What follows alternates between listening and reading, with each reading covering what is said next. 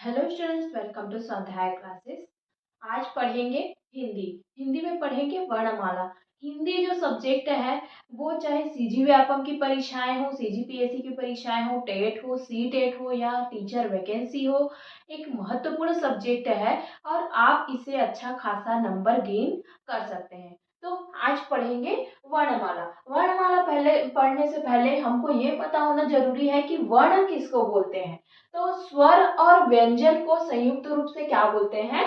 वर्ण बोलते हैं। अब ये बहुत सारे अलग अलग रूपों में परीक्षाओं में पूछ दिया जाता है। तो ध्वनि के मूल रूप को क्या बोलते हैं ऐसा पूछ दिया जाएगा और आपको 4 ऑप्शन दे दिया जाएगा। तो ध्वनि के मूल रूप को भी क्या बोलते हैं? वर्ण बोलते हैं। अब वर्ण के टुकड़े नहीं किए जा सकते हैं, आगे समझाऊंगी कैसे नहीं किए जा सकते हैं। अब वर्णों के उच्चारण में लगने वाला समय क्या कहलाता है? मात्रा कहलाता है। आपको क्वेश्चन में दे दिया जाएगा कि वर्णों के उच्चारण में लगने वाला समय कहलाता है। नीचे में 4 ऑप्शन दे दिया जाएगा, तो आपको क्या मानना है वहां पे? मात्रा। तो वर्णों के उच्चारण में लगने वाले समय को बोला जाता है मात्रा। ये तो हो गया वर्ण। अब वर्णमाला किसको बोलेंगे? तो वर्णों के व्यवस्थित या सार्थक समुदाय को वर्णमाला कहते हैं।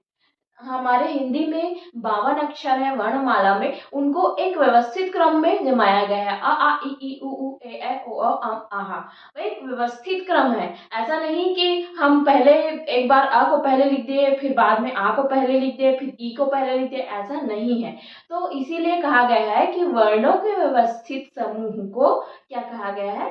वर्णमाला कहा गया है। अब हिंदी में कुल वर्ण कितने कितने होते हैं? 52 होते हैं।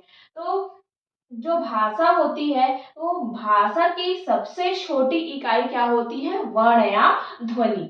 ठीक है। अब उससे थोड़ी बड़ी इकाई होती है अक्षर। वर्ण या ध्वनि से मिलके बनता है अक्षर, अक्षर से पद बनता है, पद से पदबंध, फिर पदबंध से उपवाक्य, उपवाक्य से वाक्य बनता है। अगर आपको पूछा जाए कि भाषा की सबसे छोटी सार्थक इकाई क्या होती है, तो आप क्या बोलेंगे?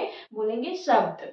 और अगर ऑप्शन में मान लो क्वेश्चन दिया गया है कि भाषा की सार्थक इकाई कौन सी है, वो ऑप्शन के ऊपर डिपेंड करेगी। सबसे छोटी बोलेगा तो आप शब्द लगाएंगे, और नॉर्मल अगर पूछेगा तो ऑप्शन में क्या है वो देख के आप वाक्य लगा सकते हैं। ठीक है। तो ये